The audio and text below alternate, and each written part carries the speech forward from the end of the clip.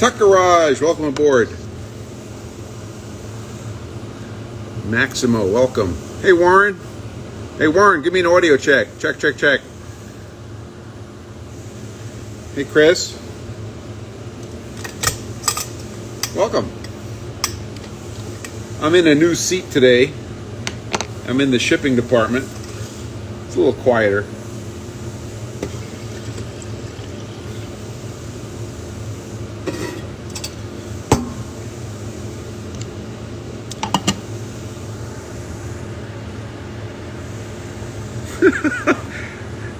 I'm no god.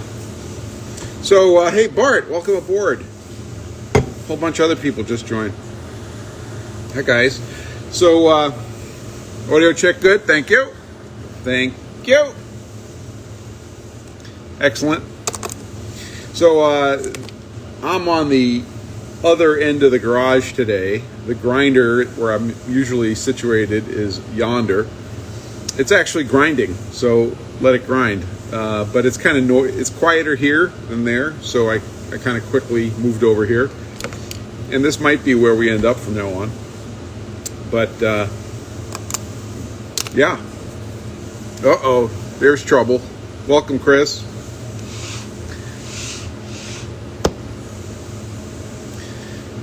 Awesome. So happy Sunday. It's another Sunday in the shop. Pretty normal Sunday, except for one thing. About 15 minutes ago, our internet went down. And it was Comcast's fault. And about 5 minutes ago, my wife poked her head in the shop and said, "Did you know there's a Comcast van down the street?" So, yeah, something happened, I think next door, and they screwed up our internet. But we're back, and hopefully we'll stay back. If we disappear, hang in there, we'll come back. But I don't know if that's going to happen. We'll see. So, around here, we just call it Sunday. So, presently in the shop, we've got 6-inch PFG stones underway. That's what's going on over there. So if my customers that are waiting on 6-inch stones, everything's on schedule, but they will go out in the morning. They'll ship in the morning. What else? I went into Boston last night for the first time in a while. Had dinner with the family, and that was a lot of fun. And yeah, good times. So we're waiting on our special guest today. I'm waiting for him to pop in. I don't see him yet, and when we do, we'll get to it. As men, if you've been following me, and if you're here, you've probably been following me. I finally pulled the trigger on a monochromatic light source for looking at very, very small deviations from flatness, and that has already been a lot of fun. And I'm going to talk about that today at some length, but also we're going to have Adam come in. Oh, you're going to Boston Tuesday. Excellent. Yeah, Museum of Science is a favorite place. I'm on live, Jared. What's up? No importa? Okay. So, I haven't been to the Museum of Science in a while. That sounds like a lot of fun. It really should be a lot of fun. But I've passed the Museum of Science about 20 times in the last couple of months. Pretty cool. Hey, if you're zipping by, Warren, let me know. You can stop in if the conditions are right and the planets line up. So what does everybody else have going on in the shop today? As we wait for our guests to show up.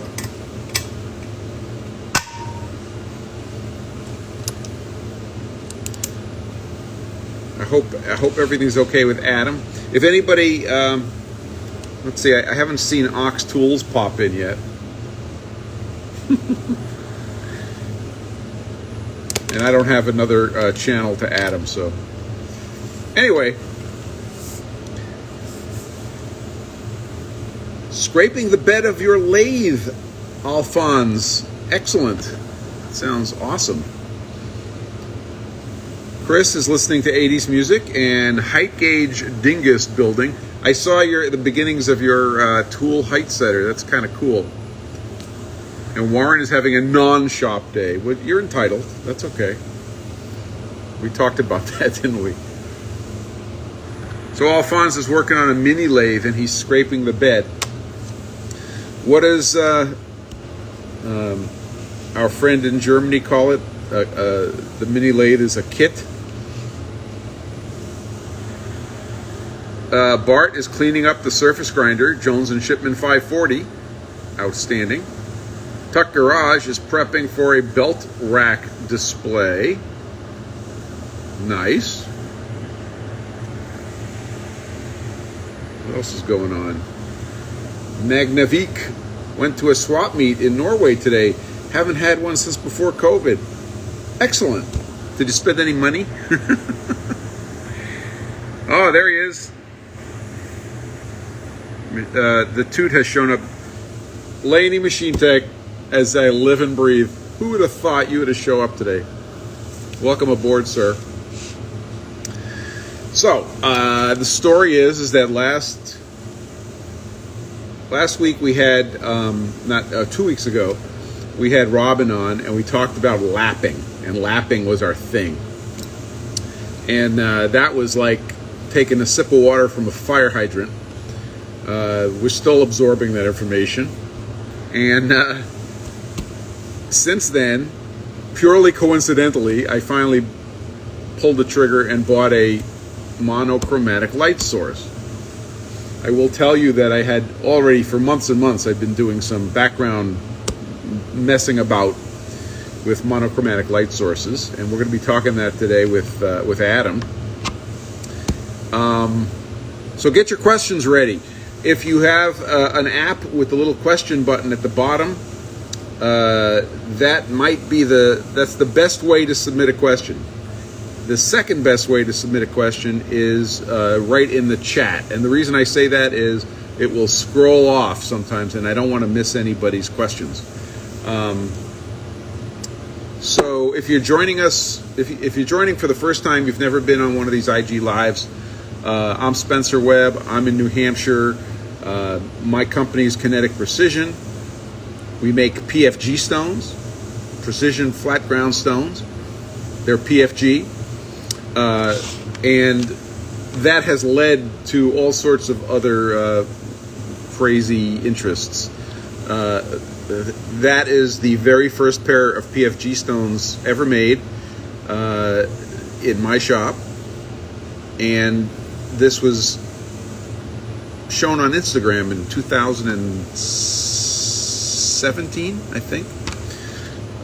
And today we've invited Adam from Laney Machine Tech to come join us and just hang out. So, Adam, here's your instructions. At the bottom of your thing, there's a button that has a little camera symbol with a little plus sign in it that says request to join video. So if you hit that button, Adam, I will bring you in. And while he's doing that, a question did pop in.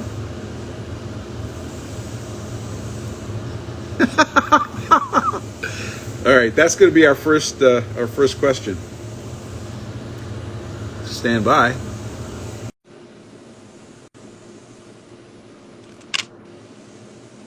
This might take a moment. There he is. Oh, that's the wrong aspect ratio. Hold on. Wait a minute.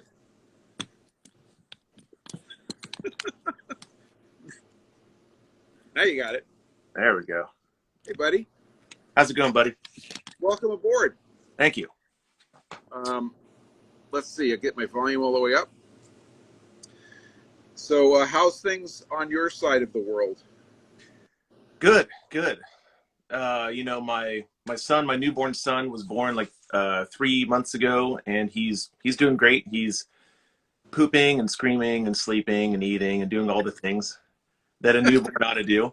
Um, and in terms of the college, we just had our open house yesterday. That's our like big event for the year, and it was very, very well attended. It was the first one for the last couple of years that we did in person, and yeah, it was a huge success. We had the UMC 500 running, which actually got finally hooked up, calibrated, aligned, Yay. set up on Friday, so right before the open house. So that was a really cool event. Oh, awesome. Were you making like sample goodies on it while the open house was going? Yeah, we had like a whole manufacturing cell set up. So the one thing was, so what we're making is kind of just like a fidget toy. Are you familiar with the Turner's Cube project? Yeah. Yeah. So we have a version of that called the Miller's Cube. And it's like a captured geometric shape that's got different, you know, it's a cross on one side and a circle on one side and a square on the other. And it's a 5-axis project. You do 5 sides out of 6 in one setup. Then you flip it over and you deck the 6th side and do like the last shape. And on the very last cut of the last part of the program, the geometric shape finally falls out. And so we were making a bunch of those and giving them away to people who came by. So it was pretty cool. Oh, that's super cool. Yeah. That sounds like fun. The five Put dovetail prep on them too. So we were holding it in like a 5th axis fixture with a dovetail clamp. So it was a really great example of you know, not just what machining is, but also sort of what the future of automation is as well. Awesome. I had joked months ago about fitting a UMC 500 in my garage, but I don't think that's going to be happening. They're a lot bigger than they look in the pictures, man. Yeah, well, they're pretty tall. And so tall. Yeah, and that was when I actually looked at the numbers. That was one of the problems. But we joked about that. You know, I like actually seeing it apart when the guy was doing the installation. It's mostly sheet metal. If you take off the sheet metal, it's like 2/3 of the size that it looks like. And there's just a lot of like dead space in there. I think they do that for service. But yeah, it's much smaller than the board cube that it looks like. Well, awesome. So the return from COVID and the open house sounds like it was a real shot in the arm. A lot of fun. But the reason we brought you here today, sir, is to talk about nerdy things. Excellent. So I got my monochromatic light source, and I got it up and running, as you saw, and I did my very first ever. Hey, Ukraine, welcome aboard. Alexinko, welcome, man.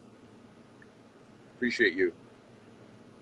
I did my very first observation of a surface with the optical flat, and I was blown away. It was just awesome. So we're here to talk about whatever questions anybody has and whatever you want to talk about. Cool. Well, you know, I'm here at home in my garage. I set up a whole bunch of stuff, so brought a whole bunch of monochromatic light sources that are going to be a lot cheaper and easier to source than the beautiful Van Kuren that you sourced, and then also some various optical flats, and you know, like a kind of cheap version of an optical flat that you can get for like less than $8.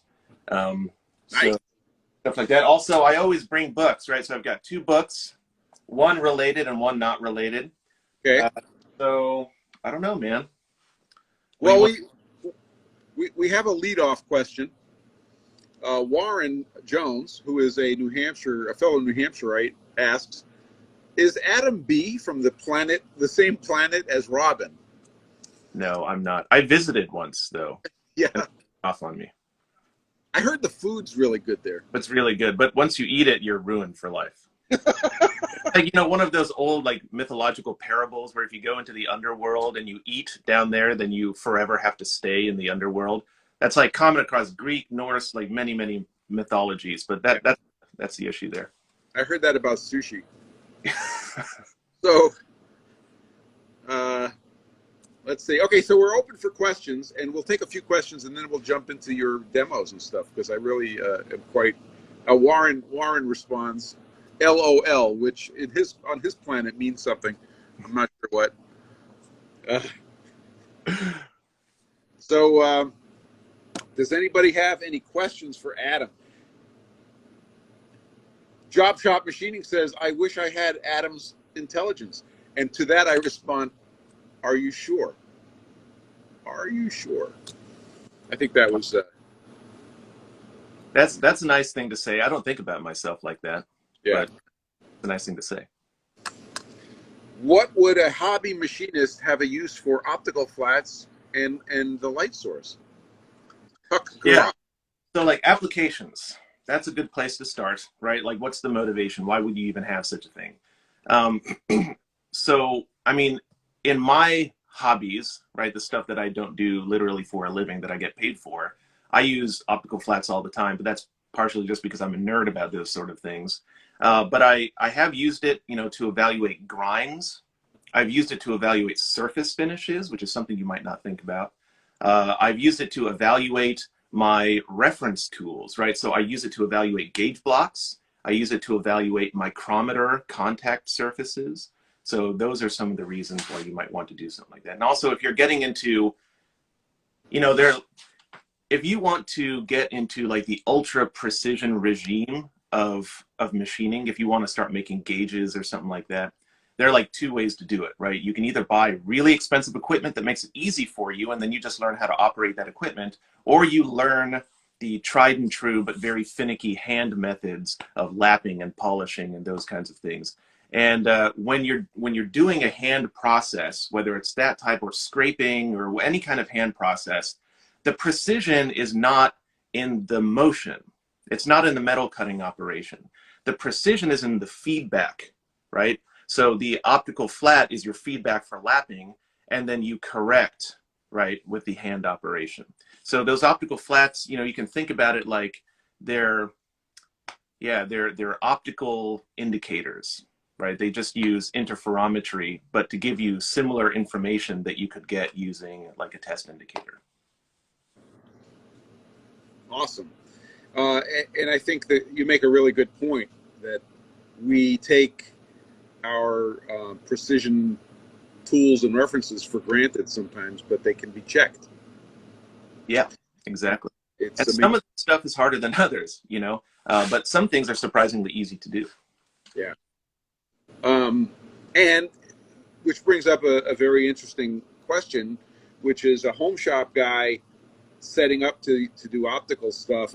I know I went on eBay and I found some import surplus, you know, optical flats, and they check out really well. Small ones, about that big. And from like Chinese imports or something?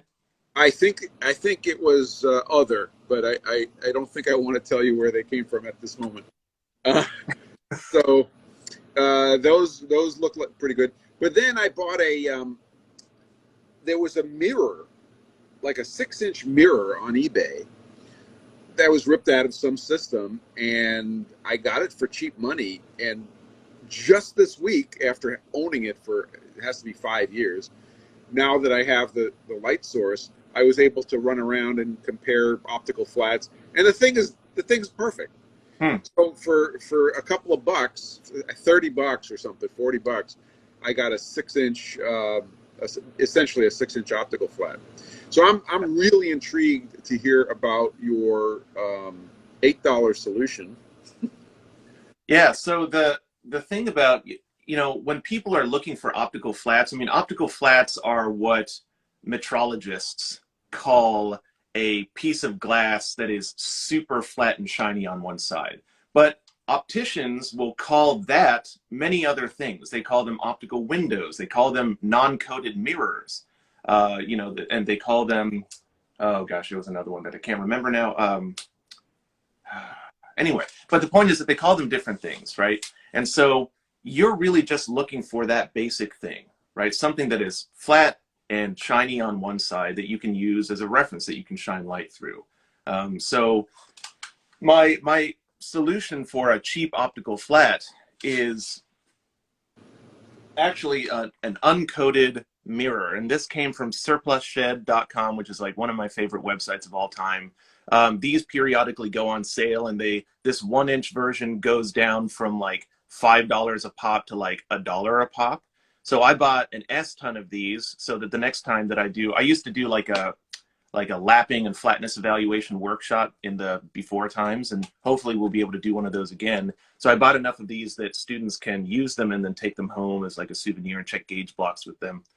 The only issue with this is that, so one side is, yeah, quarter wave flatness, meaning that the variation from the high spot to the low spot over the entire surface is equal to or less than 1/4 of the wavelength of light that was used to inspect it. And usually that's based on the red that comes from a neon or a helium neon laser. Okay, so that's, I can't remember now, so somewhere in the 20 millionths of an inch range per wavelength. Okay, so that's pretty gosh darn flat. But you can only evaluate the flatness of a test subject to a degree that your flat is accurate, right? So I can only guarantee that something is flat within a quarter wave if I use this. So quarter wave is absolutely basic, you know, the least precision that is acceptable, and then they go to 1/10th wave and 1/20th wave. 1/20th would be total overkill, and it would probably lose that accuracy as soon as you touch it. But 1/10th is pretty good. The only problem with these, right, is that the other side is frosted. Oh, okay. Some of these are better than others. You can see through them a little bit easier. But one of the setups that I've got here, the little demonstration, is showing people how you can get around that frosting. Do you mind if I show people? Let it rip. All right. And by the way, they come in different sizes, so you can get like one of these non-coated mirrors in. This is just the 1-inch version, the 25 millimeter version, but they also come in. They come in 30 millimeter, 50 millimeter, and even 60 millimeter, so you can get some pretty good size ones. So while Adam's setting up, if you guys do have questions and you do have the question button, please submit it that way. Otherwise, you could put it in the chat and I'll grab it.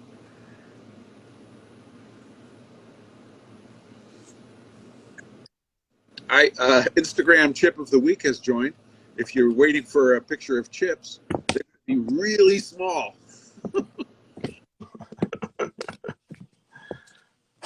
All right, let's see if I can do this. It's always hard to show interferograms. I can see it. Okay, good. So I've got this under a, this was the first monochromatic light source I ever bought. It's a dual monolight. So it's a helium light source. Boom. Very, very nice. But not necessary. I mean, you can get way cheaper stuff. I paid way too much for this thing just so that I could have it. But that was before I knew about how easy it is to build monochromatic light sources. So anyway, so here it is. You can kind of see it in there. This one, the frosting is not as coarse, but some of them are a lot worse than that. So one really easy trick is I've just got a little bit of water here. And if you get a little bit of water on that top surface. So you're putting a drop of water on the frosted surface. On the frosted surface. And that just fills in. Oh, it's kind of dirty right now, so it's not wetting very nicely.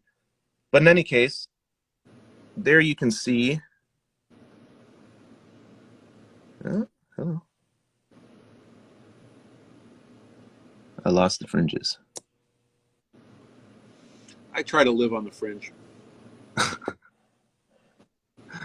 Can you see that at all? And now it's too shiny. Push it to 12 o'clock. The whole block. And just push it up. Let's see. Can I focus or anything on here? IG is not going to let me focus. No, I see a couple of fringes, but they're they were the long way. Yeah. You see that? Yes. Yes. Okay. So like I said, it's really difficult to to image these interferograms like this. But you just put a little water on there, right? And it fills up the cavities in the frosting and it makes it reflective. Neat. Now, the only thing that I would worry about with this is that, you know, evaporative cooling, basically, so that as it cools on one side, it might bow out the bottom side. Yep. But another thing that you can do is you can put a little bit of tape on it. And I actually tried this tape. This tape is not clear, not perfectly clear. It's a little bit opaque, right? So this one actually doesn't work very well, but if you get like some clear Scotch tape and just put it on the surface, it'll smush down and the glue will fill up the frosting, and then that works just as well. Pretty cool. Nice idea with the tape. Yeah, these are actually not my ideas, I have to say. This was came from another person on Instagram, Daniel Reitz, who goes by Vice Chief. He's got all kinds of cool tricks like that. So we actually had two questions come in. I'm just going to grab the Tuck Garage question. How much space do you need for a basic setup? Do you need a darkroom or anything? I'll let you take that. No, I mean, this is what it is, right? You just need a light, and then you need an optical flat that is, you know, whatever size you want to view, right? I mean, you want to cover the surface, right? Because you want to be able to evaluate the entire surface at once, right? If you're trying to like move the optical flat around on the surface, you have to have some way to sort of join all of those readings, right? So you just want something that's about the same size as your surface, and that's it, man. That's the whole setup. You don't need a dark room, although sometimes it helps to turn off the lights. Yeah, I have a piece of black foam core from the art supply store, and when I was playing with the monochromatic light, I kind of put the black foam core over it just to keep the extraneous light out, and that helped a lot too. Let's see. Firmworks asks, what do you enjoy about getting everything so flat?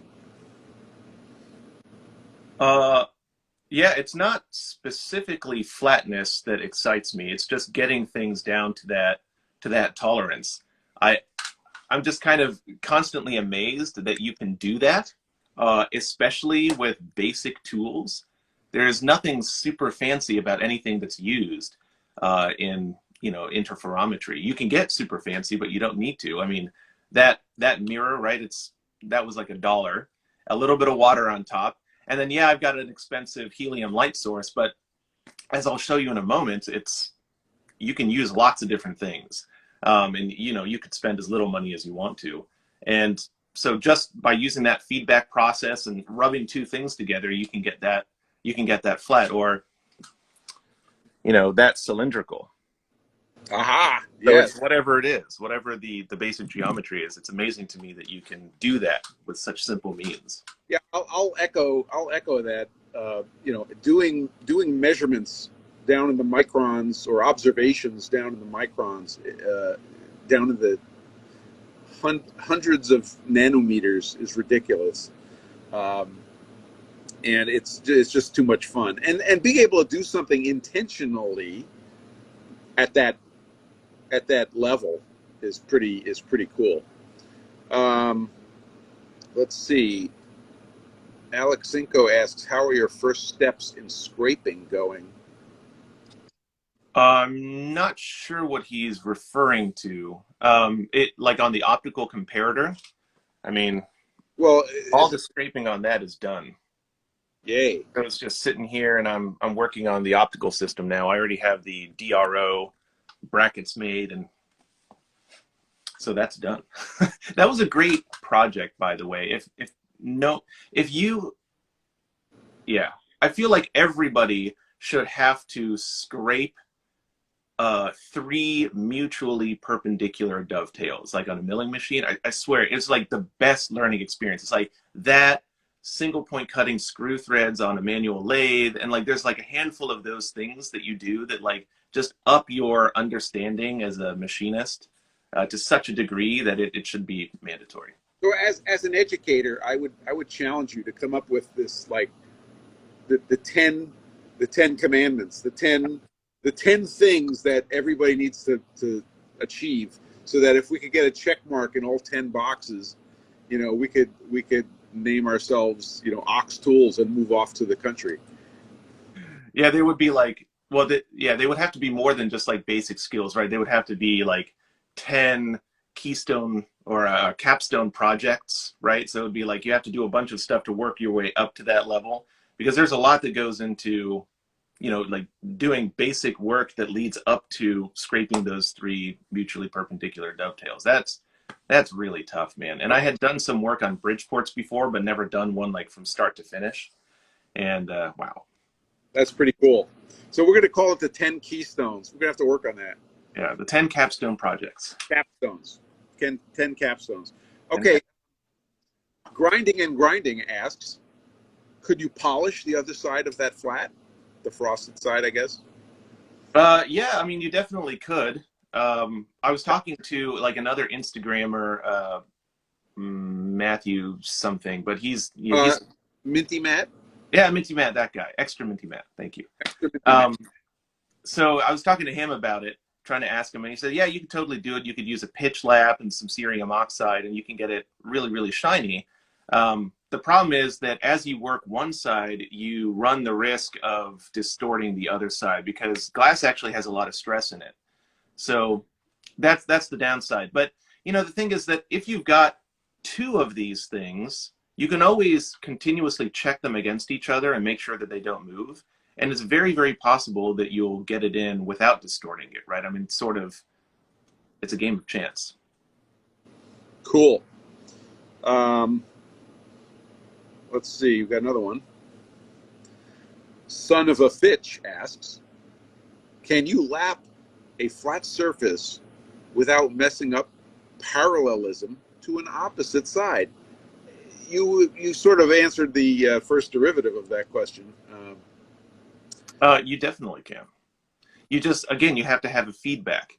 So like when I was doing, I mean, this is kind of the same thing as, you know, can you lap something flat while maintaining some other type of geometry, right? So my example here is going to be the cylinder square. Where is that guy? The cylinder square, where I was lapping the base, right, so that it was perpendicular to the center axis of the cylinder. And in the video that I show, I have a flat lap that I put on top. Well, so I had the cylinder inverted upside down so the bottom is face up, and I put a flat lap on top of it, and it was out like 24 millionths of an inch or something. And so I was just putting a little extra pressure on the high spot as I was lapping, and it brought it in. And it was so fast. It took so little effort. I was shocked actually at how fast it went, which is great because it went fast, but also scary because how easy could you mess that up? Yeah.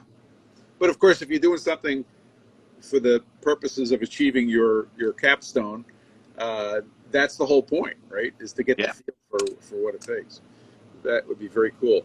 By the way, I did get a call back from Kemet, because I found they have a Texas rep, and so I'm going to be calling them this week about diamond stuff, diamond lapping material.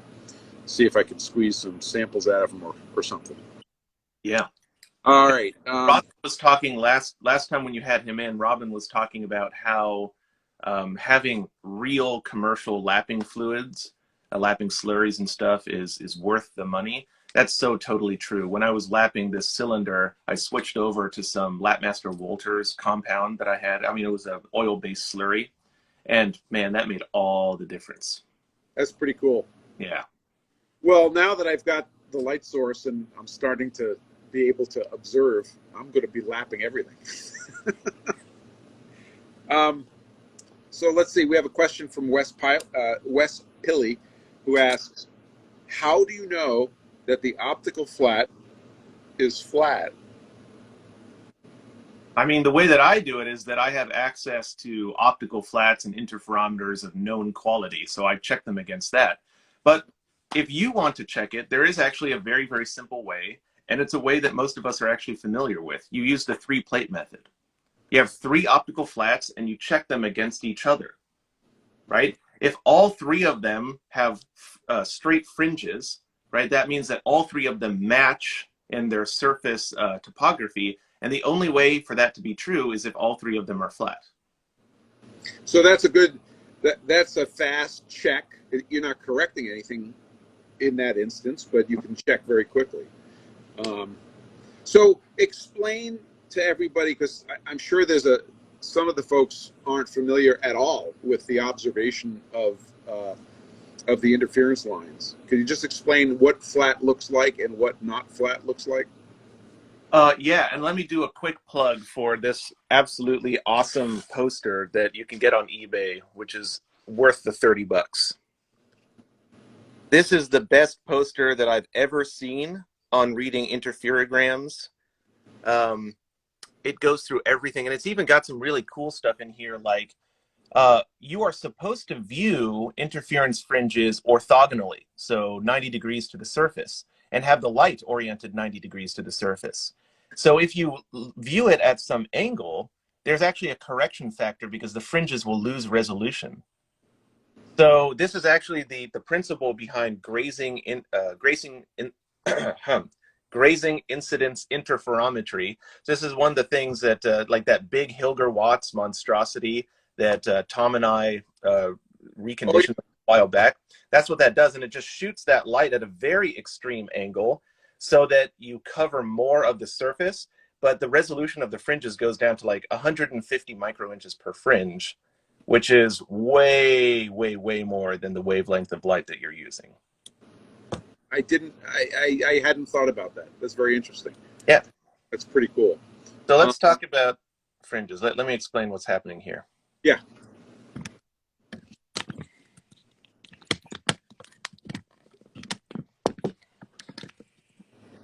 And let me pull out one of my really nice optical flats. I took out all my optical flats too, just in case people want to see them. Good. Yeah, we want to see everything. While we're here, I just want to say hello to Chuck Barmarito, who just joined us. By the way, Adam, you're in California, right? Mm-hmm. Just so everybody knows, Adam's on the West Coast, I'm on the East Coast of the United States. All right. Oh gosh, that light's really bright. Yeah, photographing the is non-trivial. I accidentally discovered putting a black background underneath an optical flat and then measuring it with another optical flat gave me ridiculous contrast. It was awesome. Oh, really? Actually, I wonder if I put a white background on this thing, if that will help me turn down the light a little bit.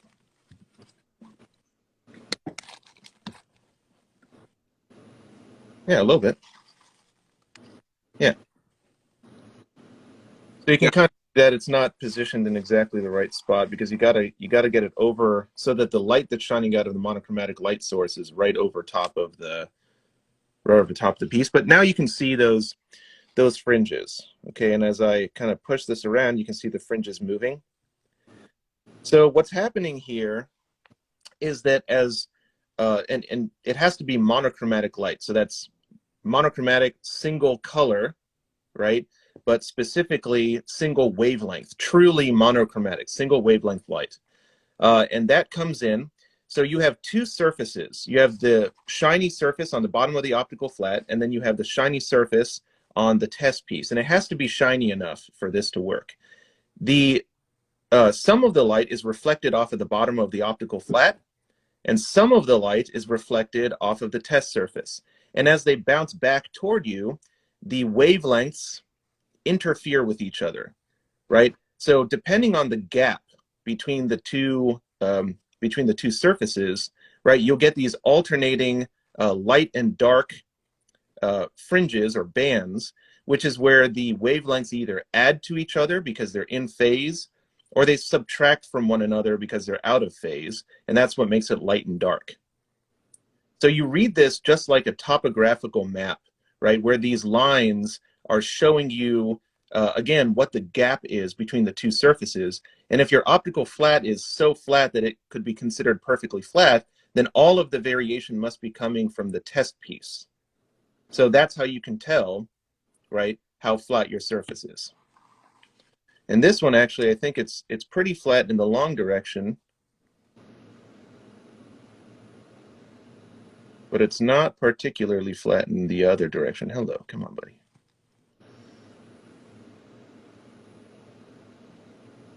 That's not so bad, but you can see a little bit of curvature there. So just so everybody has a picture in their mind, the two surfaces are actually at an angle to each other, because one side is touching one side of the optical flat is touching the work. The other side is riding up on a cushion of air, right, that is hard to get rid of. So that's what gives you your fringes. Yeah, if I were to smush them down completely, you can see you lose the fringes. Yeah, the fringes go away. So you actually have a little, it's like this, right? This is the advantage of having two video feeds here. And the steeper that wedge is, the more fringes you have in your space. But we don't care about how many fringes there are. We care about the straightness and the parallelism of the fringes. Am I correct? Yeah, I mean, we care about the number of fringes because that gives us our resolution. The bigger that gap that you're talking about, the gap between the, between the two surfaces, the more fringes you're going to have, but that reduces your resolution. So like what I've got right here, where you've got only maybe like 2 or 3 fringes across the whole surface, you're going to be able to see the curvature of the fringes much easier, and so that increases your resolution. But yes, basically we're just looking for straightness of the fringes. The straighter it is, the flatter it is. And if it's curved, then, well, it's not flat. And typically these things tend to be, sort of smooth curves just because of the way that they're made, right? The types of errors that you see are smooth curves. And you can see in this handy dandy wall chart that, like, this is a spherical surface, you can see that the fringes curve away, and then this is spherical in the other direction. So this is a concave surface, this is a convex surface, and this is actually kind of a useful mnemonic that Robin Renzetti taught me, which is that if you know where the contact point is, right, you've got that wedge, you know where the contact point is, and you're looking from the contact point towards the center of the flat, then a smile means concave, and a frown means convex. And it's still a little tricky, right? I mean, you got to do your due diligence to make sure that you know exactly what you're looking at, but that actually works really, really well. So Michelle Izzy Mike says, how do you develop the thin air wedge between the pieces? You just play with it until it looks right. Yeah, you can just smush it around. What you're doing is you're changing the tilt of the optical flat on the surface, and that you can do just by pushing around on it, and then you get the fringes you want.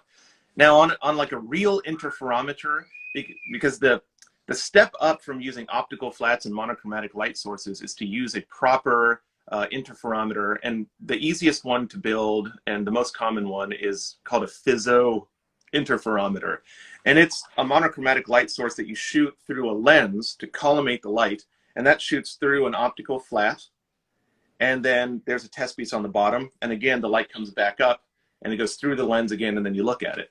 And the nice thing about this is that when you collimate the light, you no longer have to have the two surfaces in intimate contact. So with just basic monochromatic light, you can get like 1/8 of an inch gap. But if you use a laser, which is coherent, you can get like several inches of a gap. Beautiful thing about that is that you don't have to have the surfaces in contact, so you don't have to worry about wear. You don't have to worry as much about cleanliness. So this is great for like coated optics, mirrors, and stuff like that. But the other huge benefit is that the platform that the test piece is sitting on, you can have a tilt table on it. So by changing the tilt of the workpiece, then you can dial in exactly the resolution of the fringes and the way that they're going. And what was the name of that type of interferometer again? Fizeau Interferometer, F-I-Z-E-A-U. And if you look back through my Instagram feed, one of the Textbook Tuesday posts was an article that tells you how to build a DIY Fizeau interferometer. Awesome. That Yeah, sounds like a dangerous amount of fun. that's one of my projects actually, but I haven't gotten around to it yet. Neat. Bart asks, influence / minimum requirements of surface roughness for using optical flats. So I'm guessing that's of the test surface.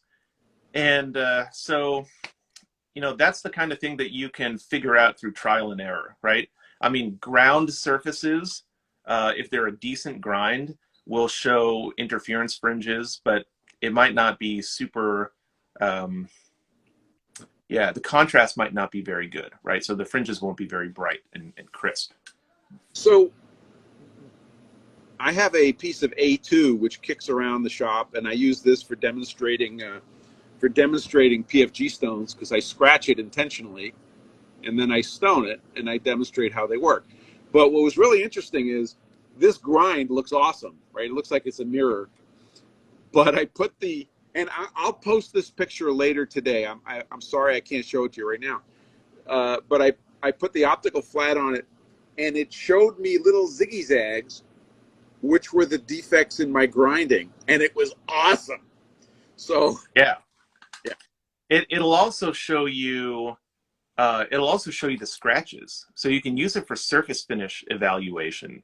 yeah, So that's actually really cool because basically what you do for surface finish evaluation is you have an optical flat on a surface, and then you look through the optical flat with a microscope. And so now, because surface finish is basically flatness just on a different scale, right? So now you're evaluating flatness of a surface over a very, very, very small area with high magnification. So everywhere where there's a scratch, right, there's a jog in the fringes. And so yeah. you can evaluate those scratches, like exactly how deep they are, to millionths of an inch. Yeah. I think we're out of control. I think that's the problem here. We're totally out of control. Let's see, Bart. Okay, so Bart, we got you there. And Bart goes in another question. Scraped surface, question mark. Is there any application to scraped surfaces? The problem with scraped surfaces is that they are discontinuous. So for interferograms, you really want continuous smooth surfaces. Otherwise, it would be very, very difficult to read. So there are some scrapes that are really, really high quality, especially if they've been kind of like the highest spots have been lapped, and you can use it. The other nice thing about the every time I say this word, grazing incidence interferometry, the other nice thing about that is that, right, as you kick the surface over, or you kick the angle of the light over, and you cover more of the surface also becomes much more reflective. So you can check things like scraped surfaces and like granite surface plates using this method. So you can still use it, you just have to, you know, play some tricks. Pretty cool. Grinding and Grinding asks, if you change the type of monochromatic light you use, could you change the resolution of the fringes? Yes. So the way to read the interferogram is, like, let's say that the fringes are curved. So it's the ratio between the spacing of the fringes and the curvature of the fringes, which tells you what it is. So if one fringe is curved equal to the spacing between two adjacent fringes, then that means that the surface is curved out of flatness by half of the wavelength of light that you're using. And then if you know that number, you multiply it, and Bob's your uncle. Yeah. So yeah, if you go from like, okay, so something that's closer to ultraviolet, right? So blues and violets, you're going to have 240-ish nanometers. Yeah, and so that's going to be higher resolution, right? And then something closer to infrared, red, whatever, orange, is going to be lower resolution. Yeah, so we're talking like 250 nanometers at the ultraviolet end to 700 nanometers at the infrared end. So you got about a 3-to-1 frequency ratio. I think it's not much. It's not really much, you know, because whatever. So like 4 micro inches is equal to 100 nanometers. So that's not a huge difference. Excellent. Um, let's see. Oh, I lost one in the chat here. Okay, Tuck Garage, I'll get to you in a second. Purdy Ethan asks, how should I remove burrs from precision measuring equipment? For example, the caliper jaws. PFG stones. For real. Do you have to ask? Do you have to ask? Did you put him up to that? I did not put him up to that, but thank you. You need a set of PFG stones, sir. That's all I'm going to say. I have a little half-inch square PFG stone that I use. It's in my like precision instrument repair kit that I use for all that type of stuff. Excellent. Tuck Garage asks, what do you do for large parts that require super large glass optics, i.e. large assemblies, Bridgeport or bigger? I would not use an optical flat to check something like that. That's just not the tool that I would use. Yeah, there are other ways to check it. There are laser tools to do that job, right, over a big area. Well, part of the problem with trying to use optical flats to check that, interferometry to check that, I mean, plano interferometry, right, where you're comparing two surfaces. Part of the problem is that the larger the optics, right, the more expensive. And then the other problem is that it gets really, really heavy. And like glass is actually not very rigid. I think people don't realize that. It's much less rigid than steel. And so as you lay it on top of the surface, it will conform to the surface that it's sitting on, right? Mm-hmm. So the optics have to be really thick so that they're stiffer. But now you're talking about this huge piece of glass, and if anyone knows anything about the history of like telescope optics, getting a single piece of glass that big and like annealing it without it cracking is super hard to do. Yeah, really hard to do. Look at the history of the Hubble Space Telescope mirror, which is well documented, and it was done at Corning, and just getting it done was a huge accomplishment in mirrors. Yeah. So let's see. And somebody says it's a liquid. Is glass a liquid? We're not going to address that today, sir. Sorry, sir. It does. While glass does not fill does not achieve the shape of the volume of the container it's in, it does achieve the shape of the volume of your checkbook. They call it an amorphous solid, which is where I think the misconception comes from. But it's just a non-crystalline solid. So if you wanted like crystalline glass is quartz. Non-crystalline silicon oxide is glass. So Purdy Ethan asks, this is our troublemaker, our troublemaker du jour. He asks, will ringing gauge blocks work in a vacuum? Which I will point out is a great question and simultaneously completely off topic. But let's address that. You absolutely can. And every time I read about, ringing of gauge blocks, every book I've seen makes it out like it's some kind of a mystery, right? Where, we don't really know why it happens. We have known for a very long time why it happens, okay? Originally, people thought it was like, well, there's a little bit of an oil film, so it's surface tension. But then if they're perfectly chemically dry, they still do it. So then people thought, oh, well, it's vacuum, right? So like the atmospheric, you squeeze out all the air, atmospheric pressure is causing them to stay together. That actually sort of doesn't make sense to me, but it'll still do it in a vacuum. So when people started figuring out about what are called van der Waals forces, intermolecular forces of attraction, they started realizing that, we used to think that it's only something that happens with liquids, especially, because that's how liquids stay together. But it actually has an effect on solid phases of matter. It's just that the surfaces have to be in very intimate contact, and they have to be super, super smooth, right? So that you've got molecules, so many molecules in such close proximity that they attract to one another. And that's really what ringing is. Although those other factors will also play in. Like one of the ways that you can get a crappy gauge block to ring to another crappy gauge block is just to go, get a little steam on it, right? a little water vapor, I mean, and then they'll ring together. And that is just surface tension. Of course, you could also clean your gauge block, and that'll help. It will certainly help. It So, really, the PFG stones are amazing. I mean, I've never bought a PFG stone from you. We make our own, but yeah. I could not live without them. I don't even know how I lived without them. How did people live? I don't know. I actually think that they were kept secret for years, and people lived by keeping them under a black blanket somewhere in the, under their buggy. Moving on. So, I got two stories about what you just said. One is I had a professor at school who kept on talking. This was, of course, material science, and he kept on talking about van der Waals farces. So I always thought that if something was farcical, then it had something to do with van der Waals farces.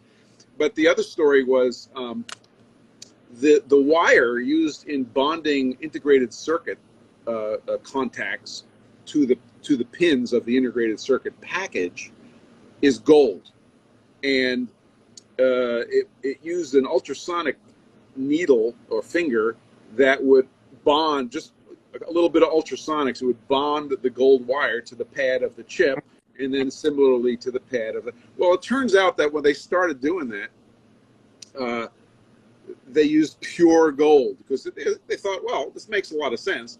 We're going to draw this thing down to about 1/1000th of an inch or less. Actually, I think it's a lot less to make this wire, and we'll make it out of pure gold. So they made this magnificent drawing machine and started spooling up this super fine wire. Well, when they did that, it completely solidified on the spool because the pure gold laying on the pure gold just said, hey, this looks good. And it became one piece of metal. So they actually had to start doping the gold with an impurity for that to work. Wow. And that goes right in, it's the same thing. It's like you put those two things together and they want to share. You do it with ultra pure gold. It's like welded.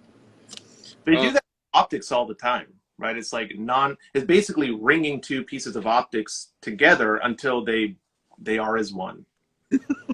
That's amazing.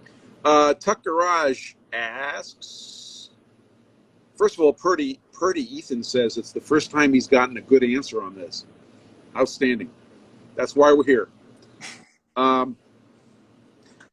Let's see. Tuck Garage asks, is there an equivalent? Is there an Let me start again. Is there an alternative measurement method equivalent to optical comparison?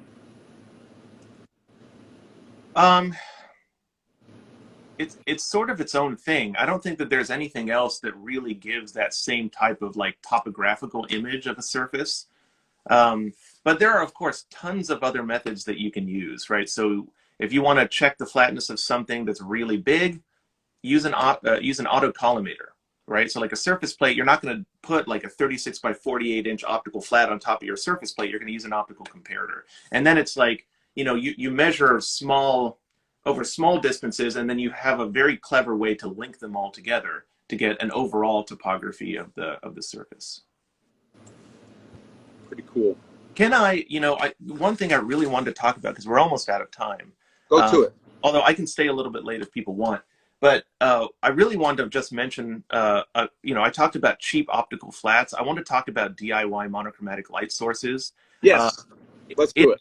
In my Instagram feed, you will find, it's a little bit earlier on, it's like last year, but I did like a whole series on DIY monochromatic light sources, from like the absolute cheapest to something that's actually pretty fancy, but still DIY. And so to say that there are really two ways that you can get monochromatic light. One is to filter white light. And then the other is to start with monochromatic light, but then you have to have some kind of a light generation device which forms monochromatic light. Okay, so just to prove the first one, all right, this is an LED flashlight. LEDs actually are pretty monochromatic, but these white light LEDs, they're almost like fluorescent lights. They have phosphor coatings in them, right? And so they typically give off higher energy light, which interacts with the phosphor and fluoresces and creates lower energy light, and they can dial in the spectrum, right? So these are, this is a full spectrum LED light, but still, right? It's got lots of discrete wavelengths in it. Just it's got so many of them, right? And you can filter that out, right? So you can buy what's called a narrow bandpass filter. This is a green filter, right? Which it's not a perfect spectral peak, but it's very, very, very narrow. Okay, so it's got enough monochromatic stuff, light in it to make it usable. And then you use, you can buy these diffusion filters. It could be a piece of paper. You can also get frosted glass. This is just something that I use. It's a plastic film. So let me see if I can prove to you. I'm gonna have to turn off the lights because this is quite faint. And it actually shows one of the challenges of using filtered white light, which is that you have to start off with like a ridiculous amount of light first, because you're gonna get so little light after filtration. Let's see if I can get it.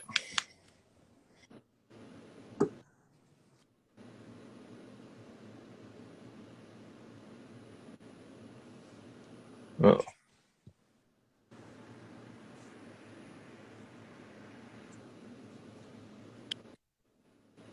Oh, I'm having some troubles here. If it was easy, everybody'd be doing it. I tested it right before we got on today. Oh, I saw it briefly.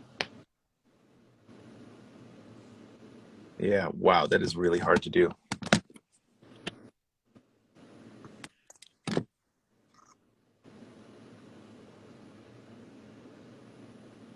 Can you see those? Yes, faintly, yes. Yeah, I mean, the setup is not optimal here because of, well, just trying to shoot it with an iPhone. But you can see that you've got fringes on there. You wouldn't get that otherwise, right? So there you go. You can filter white light. But it's awkward. So in the chat, a couple of people made some mention. Dennis Jickman said an energy saver bulb with a green filter. I've seen references to those. One of the problems is that a lot of these bulbs that we then modify or filter are going away. Like the fluorescents are starting to go away in favor of LEDs. One thing that I found also works is a green laser. Take off the final optics and put a ping pong ball on it for diffusion. Not my idea, but that absolutely works. But it's not efficient. It's not a good way to make a lot of it. Flood City Tooling, take care, man. He's just checking out. The other thing I don't like about using laser diodes, they're not like super stable, and there are all these other effects like speckling and stuff like that, and they're really bright, man. And like after looking at them for a long time, my eyes get really fatigued. So I'm working on a path to see if we can make a relatively low cost source that's a lot lower than the many thousands of dollars that a typical one costs. So I'll report back to the community as I learn, but I've got a couple of things in the fire right now. And I looked at LEDs, and they're not terribly narrow band, and some are better than others. So I don't know if that's going to be a solution either. Yeah, they're not great. They're not ideal. Yeah. Not. But so for the the other way, right, to get monochromatic light is to use a source which is monochromatic. And so typically what we think of is gas discharge lamps. And so that's where you electrically excite a gas, and it causes the electrons to jump into a higher shell, and then they jump back down. And when they jump back down, they release energy, right? And that energy is released as light. And because the energy levels are quantized, right, it's a very specific amount of energy that's associated with that. The wavelength of light, of that light that is emitted, is also very, very discrete, right? wavelength of light level, but also has to do with color. We had a minor dropout there, Adam. Yeah, where did you lose me? Basically, we heard you say that the discrete levels lead to very discrete colors of light, and then Right. we lost you for a second. Yeah, because the energy of light has to do with its wavelength, which is its color, right? And so we want monochromatic light. We want light of a very specific energy. So there are lots of gas vapor discharge lamps that are out there, right? Fluorescent lights are one of them. They're actually mercury discharge lamps that have phosphors in them. So like mercury produces an enormous amount of UV, right? And then that hits the phosphors and fluoresces at lower energy levels in visible light. But there's also sodium vapor discharge lamps, which is what used to be in street lamps, but is now being replaced by neon, or not neon, LED. There's also the helium lights that are commonly used in the professional monochromatic light sources. But there are a number of other ones, right? I mean, cadmium used to be very, very common. Actually, the lengths of measurement, units of measurement, the standards used to be defined in cadmium light, right? Although now it's time of flight measurements using advanced atomic clocks and lasers. But back in the day, yeah, I mean, in the 50s, 60s, for a little time, it was defined based on interferometry. So, yeah. I had the idea that neon bulbs, right? We're aware that there's neon signs out there. They exist, and they're gas discharge lights. So I looked into it. It turns out that neon bulbs are mostly argon, because neon's really expensive, and that they are typically using a colorant on the inside of the glass tube. But there's some hope there that the neon bulb technology can be used to make some helium bulbs relatively inexpensively, because I think that's all they're really doing. I wanted to point one safety thing out. There's some talk about using so-called black lights without the coating on the glass tube. Now listen, people, this is known as a germicidal bulb, okay, and they're meant to put out a crap ton of UVA, and they may have some other useful things. Be very, very careful with these. This is not a toy. That UVA will cause some serious health impacts, so just be careful. I'm looking into those bulbs also, and if you're going to use something like that, they have to be heavily filtered, so be careful. That's all. Great segue, actually, because they're mercury discharge lamps. They are uncoated fluorescent bulbs. And like I said, fluorescent bulbs put out an S-ton of UV specifically because they want it to fluoresce at lower energy levels. But my favorite, I'll just say, I've got, so this is, you can see all this in my Instagram feed. This is my low pressure sodium lamp that I made. This is kind of my nearly professional substitute. This is a really awesome light, but this is probably my favorite version. This is also the one that John Grimsmo wanted to build, and he actually built one after he contacted me. This is made with an old Portatrace light box, photographic light tracing box. I have one upstairs. Yeah, it's got basically everything that you need, and inside of it is they make them in two versions, with one bulb and then one with two bulbs. And you ought to get the one with two bulbs. I didn't even know about that, but it's called that's the 16 watt version. The 8 watt version is the single bulb. But this is just it's a T8 form factor, standard fluorescent bulb. This is the one that it comes with.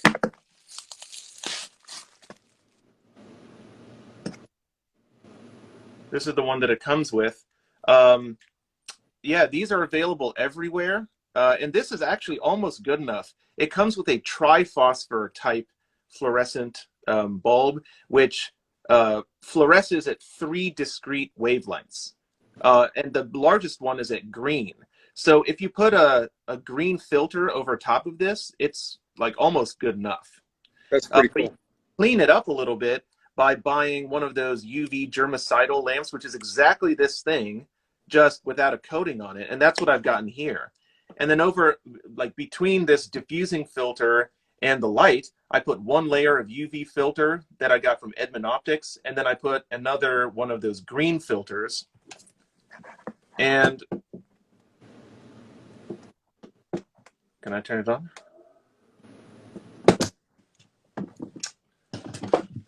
You have to plug these things in? I thought they were wireless. Yeah.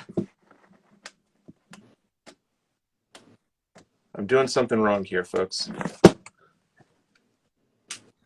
In any case, I also have all this information on my Instagram feed. Anyway, that's my favorite version. It works really well.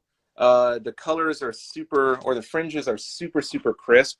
It's very inexpensive. You can buy them on eBay now. Don't buy a new one because they switched over to LED, but buy one of the older ones for almost nothing on eBay. Switch out the light bulbs. You know, those are also really cheap. You can buy those on Amazon. UV filter, get it on Edmund Optics.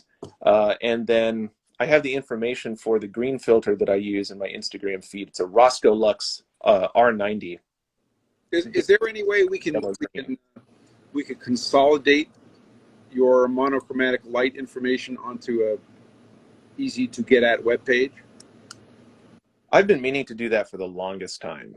Well, I would be happy to give you a page on kinetic precision. If you send me the stuff, I'll just heave it onto a page, and then we'll let everybody know. That's not a bad idea. Eventually, I'm going to make a YouTube video about it. But that's a great idea. For now, I can totally. I can also put it on our department website. That's usually where I dump my projects. Oh, cool. Well, I think that's a very useful thing. Could help everybody. So we are well over time, but I want to say that this was more fun than should be legal. Thank you very much, Adam, for sharing, and some really practical good information there. So if anybody wants to follow you, why don't you make sure everybody has your information? Yeah, it's Laney Machine Tech, LANEY Machine Tech, all one word. Yeah, that's what we do, or that's who we are on Instagram. I mean, it's mostly me doing it, but it's really our entire machine technology department at Laney College. Awesome.